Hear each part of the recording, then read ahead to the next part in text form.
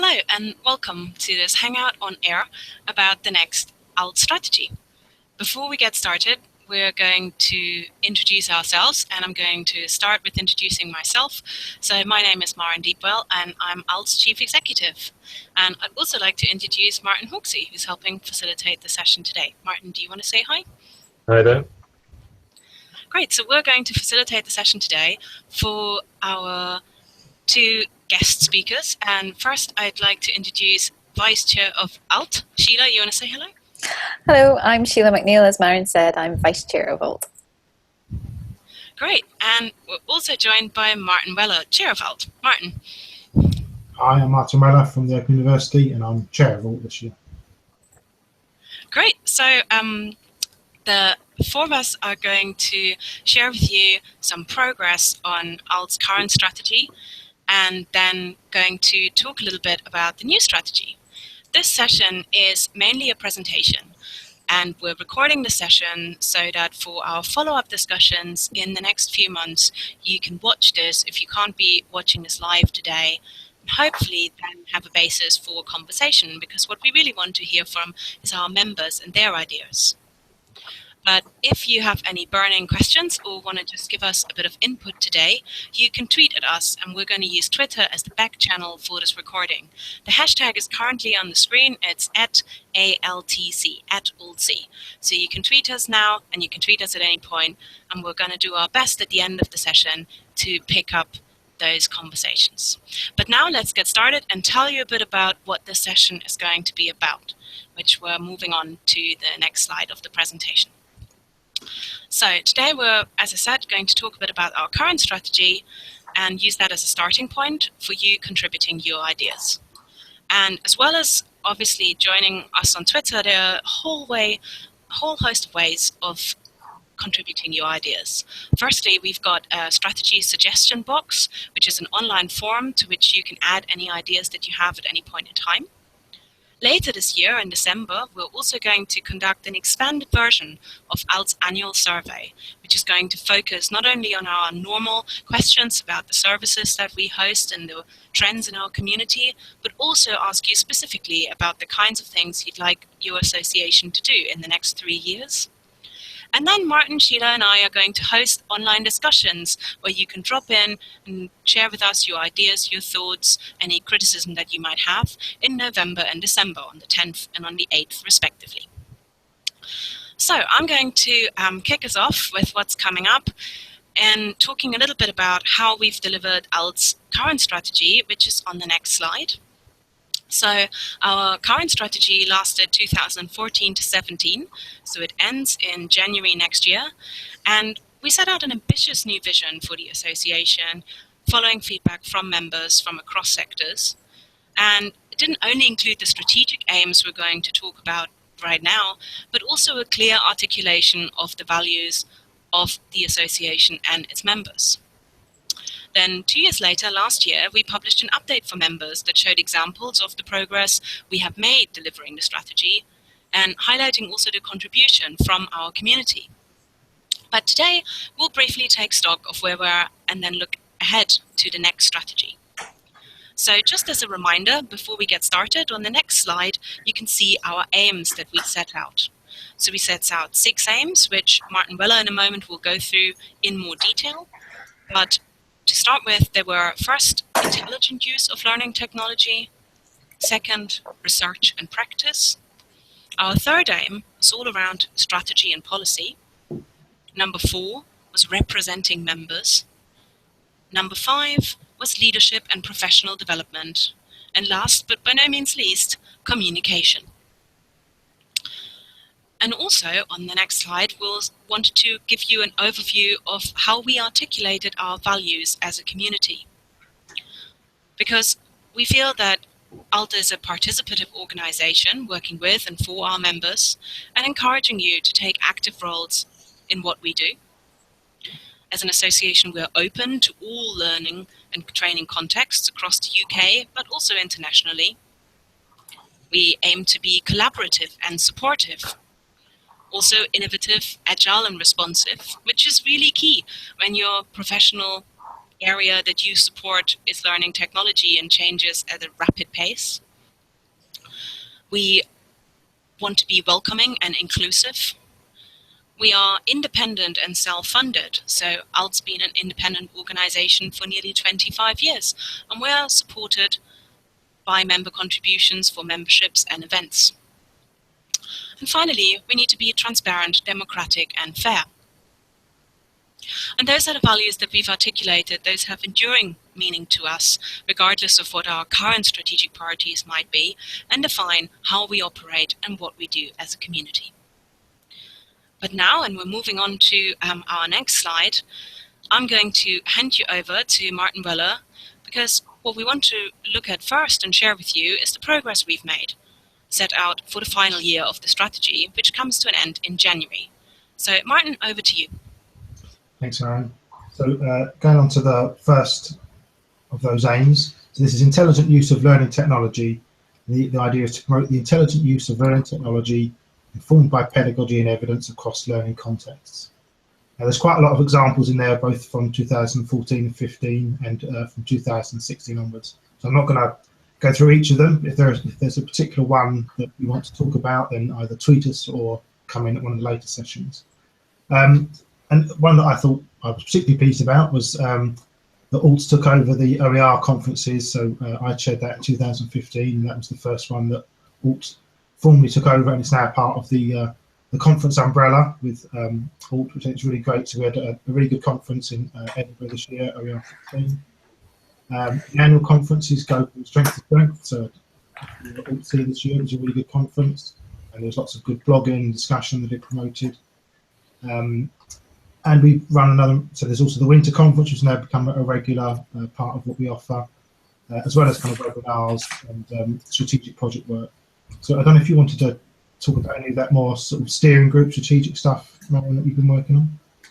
Yeah, I think one good example of how we've been working with partners across the community is ALT's role in Blended Learning Essentials. So that's an open course on FutureLearn funded by the UFI Trust, and as we say, led by a consortium for UCL Institute of Education, the University of Leeds, a number of sector bodies and also colleges.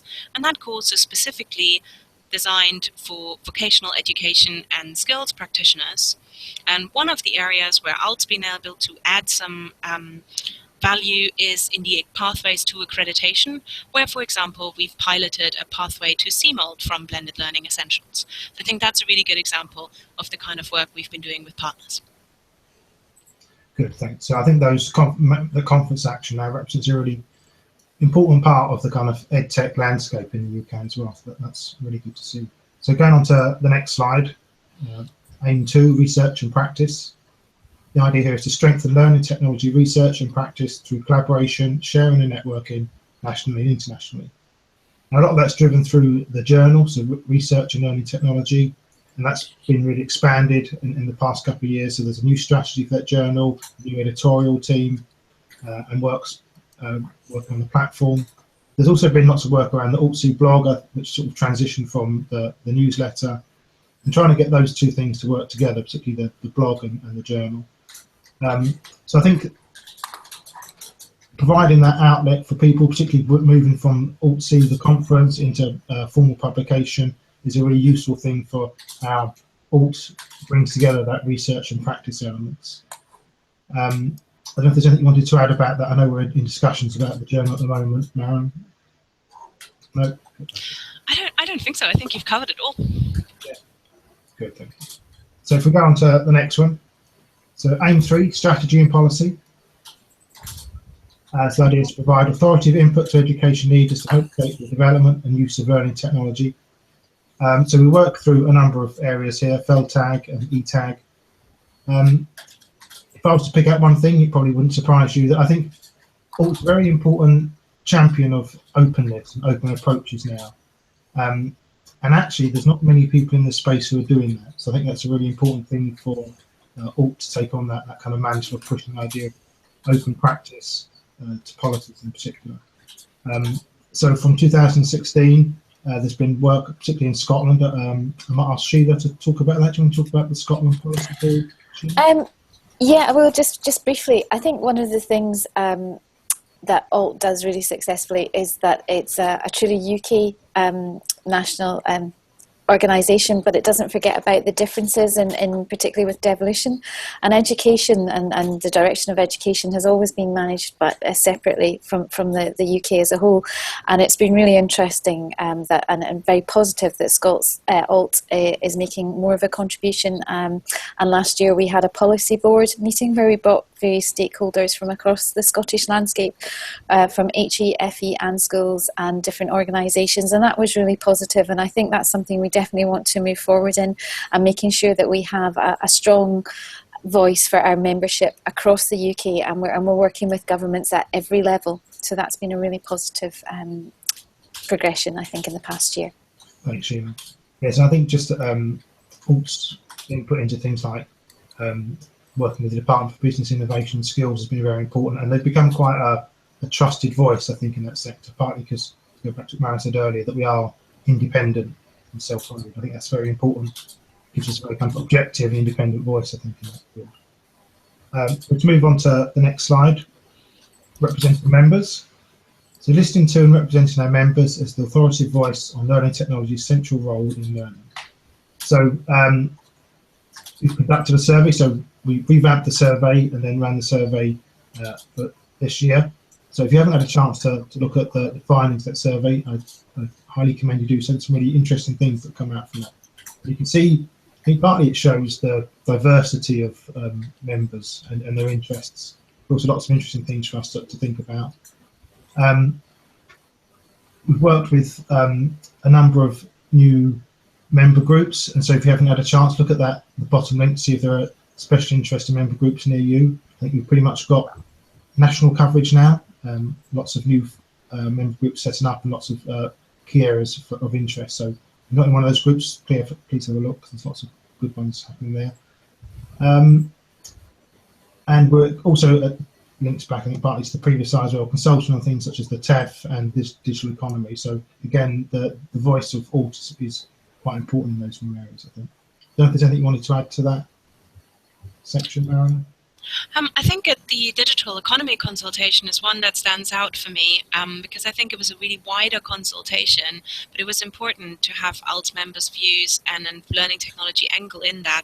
We were actually invited to give further evidence on that at the House of Commons, and I think there is real value in having an independent voice as a professional body and being able to contribute to those kinds of consultations. Some of them are really far-reaching about social and economic changes and realities that affect all of our members, regardless of which sector they work in.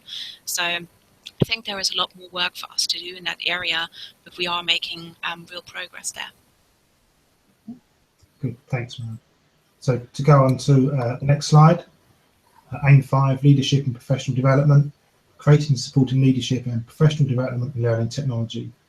This is largely done through the CMALT programme, and so we have our 300th certified member, fireworks and champagne, and both Maren we sent them a badge and a special certificate for the campaign. And I think that's been the kind of recognition of CMALT as a professional as a professional certificate has been really important now. I think it's begun to really kind of gain traction, I think. We've also worked in the area of open badges, and I think that's been a really interesting area to explore, particularly through the Octel course. And although it's not running at the moment, it's archived and it's Creative Commons. If you want to go and have a look at that course, it's sort of worth digging into. Yeah, and so open badges linked to CMALT and been able to link through a lot of that activity. So linking up things such as Alt-C, the journal, and practice, and the blended learning course, all as part of that portfolio of what we offer in terms of professional recognition. I think has been an area that's seen real growth over the past 2 or 3 years. I don't know if Sheila or Maren want to speak to that. I think just from a purely personal point of view, I have taken great delight in getting lots of ALT badges this year, and I think that's just a really nice kind of recognition from if you like my community as well. So it's great when you go to the conference that you get badged, when you present, when you get recognised for making a contribution to the organisation, and that's really I just love that. So I just want to add that.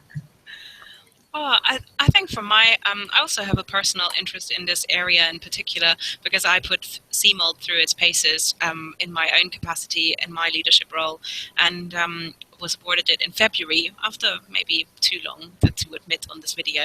But anyway, it was a really rewarding experience, and it's given me a whole new perspective on how the accreditation works for different job roles.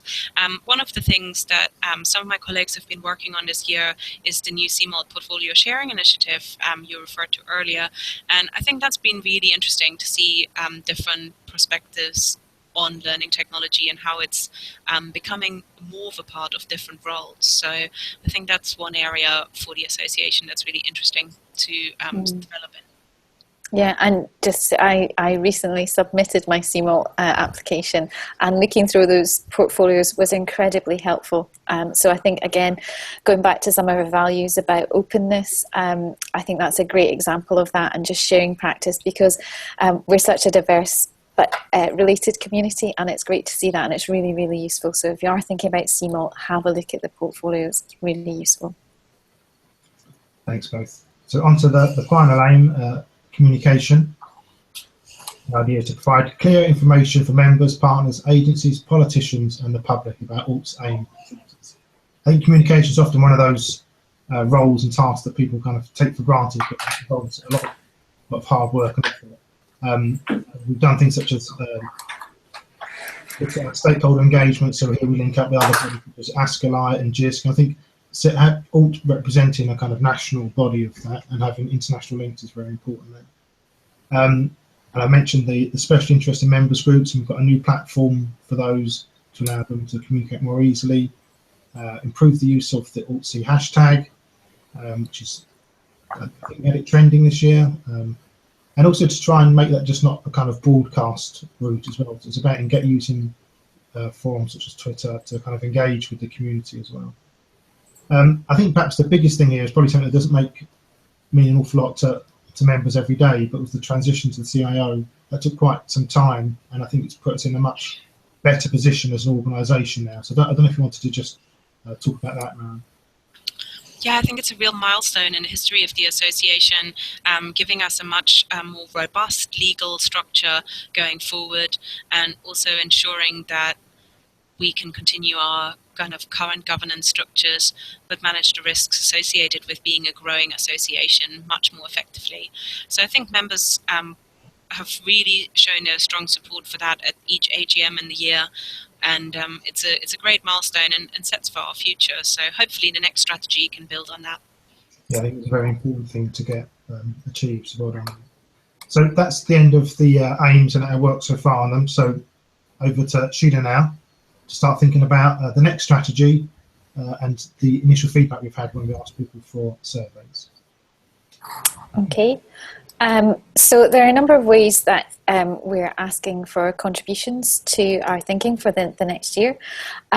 We've got the strategy suggestion box, so our online suggestion box.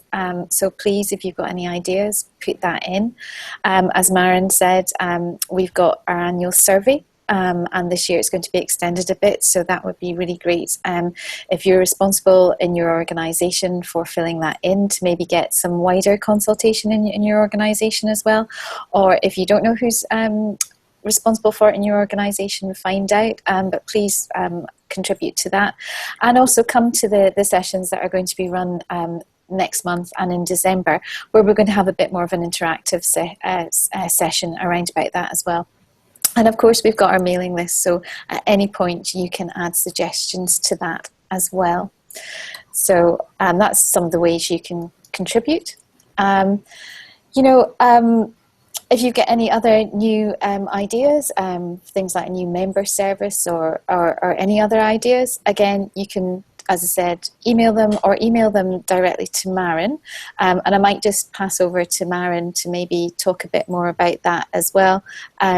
And yeah, I think at that point I'll hand over to you, Maren.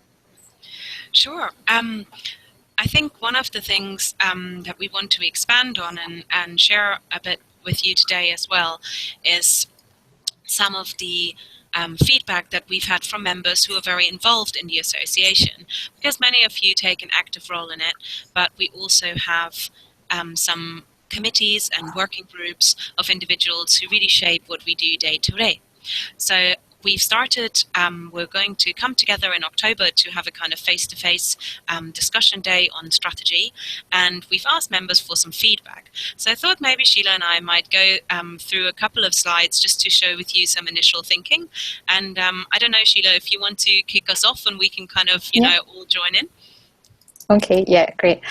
So yeah, some of the initial feedback from the survey is in this diagram here. It's quite interesting to look at it. We've been having a discussion about it just before we started, but I think it's really positive to see at the heart of it those 3 C's of community, collegiate and collaborative, because I think that really does sum up the organisation, certainly for me. There's some quite interesting things around about there. Obviously, people, I think, appreciate and recognise the professional nature of what we all do and of the organisation itself. Our reflective role, that we're quite inclusive, that we share and we're supportive, and I think our continuing support around open educational practice is an example of that. And again, we try and make our events as open as we possibly can. Quite interesting sort of a juxtaposition here. Recognised for being agile and informed and for being innovative. And I think we do try as an organisation with, I have to say, a very small core team. I think the kind of innovative work that we do as an organisation is something we should be very proud of.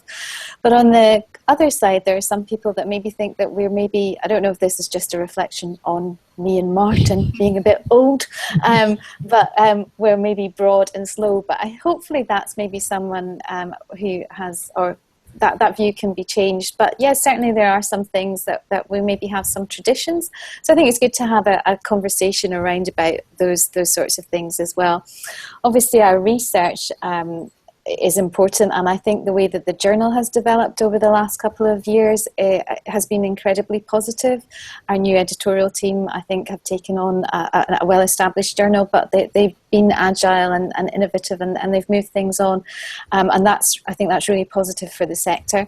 In terms of our practice, I think ALT is ultimately about sharing effective practice, and it's quite a practical place to go to. And I think I certainly think that a lot of our members, and I certainly take this view, we're all very pragmatic, and I think that's very important, particularly in this day and age when things are changing so rapidly and so quickly.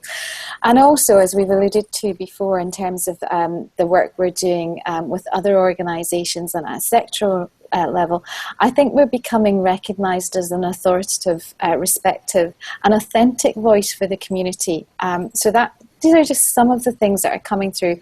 But again, we really need to get some more feedback. So as we're developing our new strategy, we're taking in as many views as we possibly can from you in the community. So I think if we, just before we move on to the next slide, is there anything, Maren or Martin, you would like to add to that? No, I think I agree with you. There's a lot of things that we're always trying to get better at. And obviously looking at the strategy, we're trying to be honest with ourselves as an association, areas that we can improve. So I think it's interesting, Sheila, where you're leading now for areas that our members have suggested that we could do more in. Yeah, so we've got a number of areas for development. Of course, we do have recognition every year for Learning Technologists of the Year for an individual and for a team, but perhaps we could maybe start extending that in terms of research and maybe have some kind of research prize or recognition on a yearly cycle as well.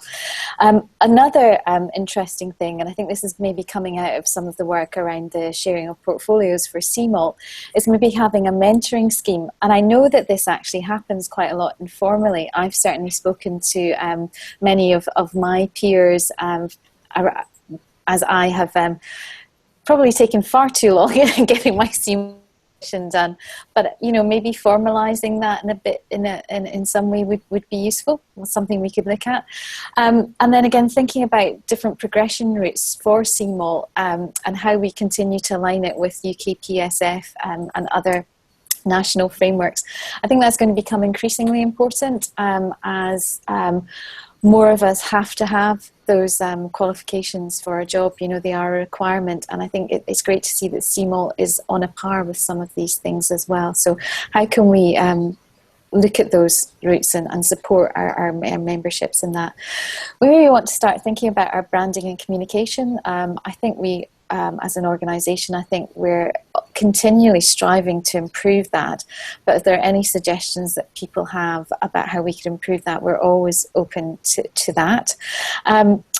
So any suggestions on that? And I think as we talked through earlier, I think we are now having more influence on national policy and representing our membership at UK government, at Scottish government level, at Welsh as well, and in all the devolved countries.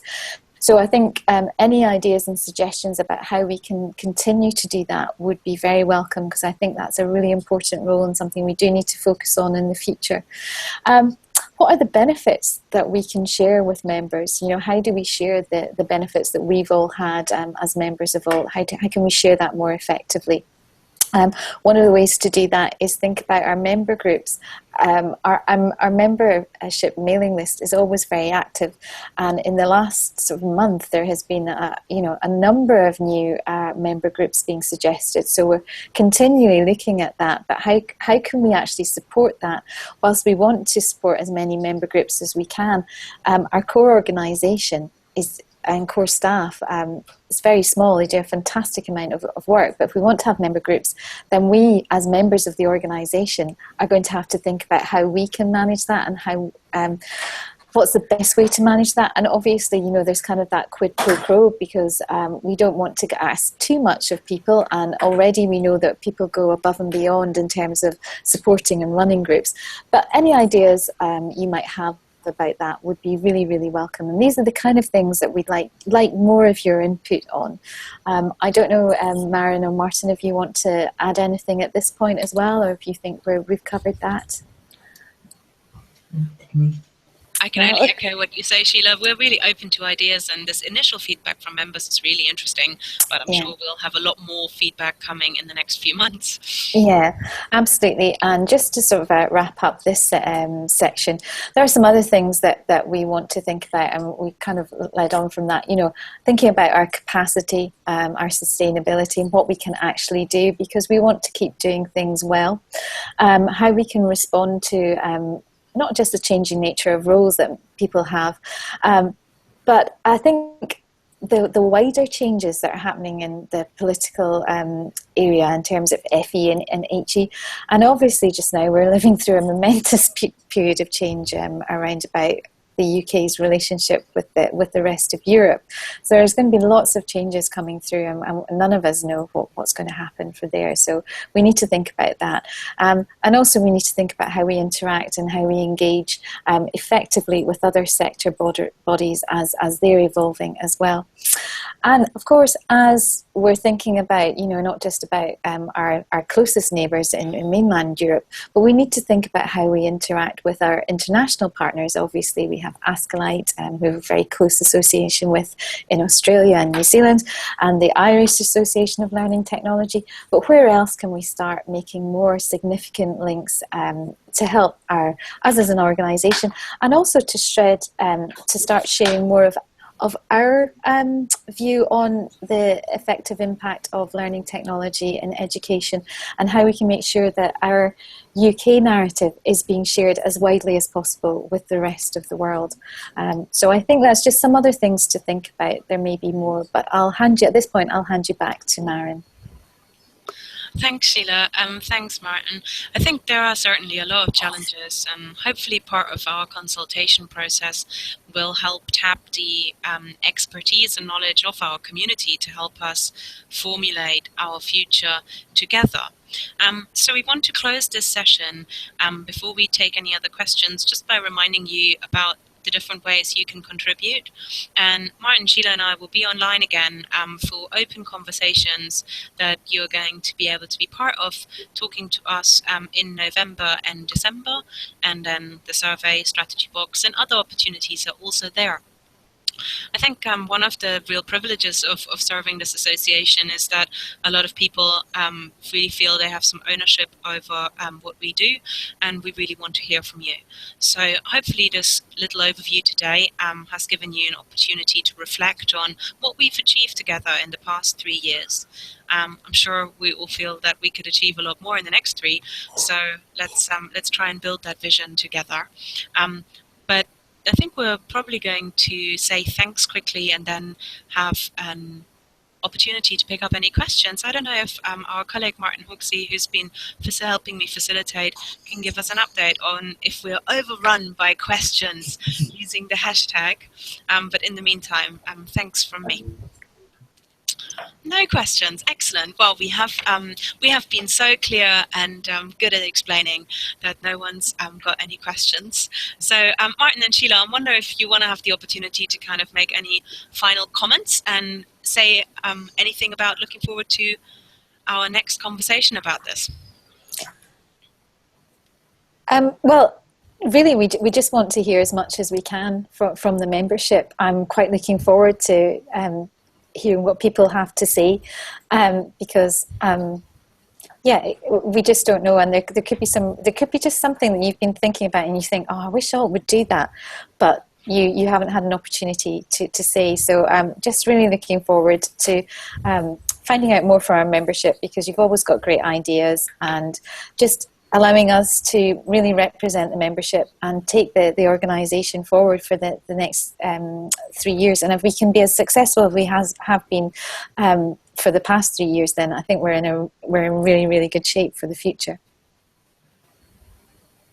Yeah, and I'd just say I think we live in interesting times, as Sheila said. I think both in terms of where higher education is going, but also the role of educational technology, learning technology within higher education, and politically, and all sorts of things. I think so. The strategy, I think, is really important going forward, and it's in a very good place, kind of strategically, to help shape a lot of those debates and discussions. So please contribute. Thanks, Martin. Thanks, Sheila. We've had some nice feedback on Twitter from Moira, so we're going to give her a quick shout out. Thanks for participating. It's good that you're finding it useful to hear us think aloud as a team. Hopefully next time the team will be bigger when we have our open conversations in November and December. And also looking forward to seeing ALT members in different events and in their institutions between now and January. So I think on behalf of all of us on the whole Board of Trustees and our membership, I want to say thanks for listening, and hopefully thank you for your contribution. Thank you. Should we all say goodbye? See you soon.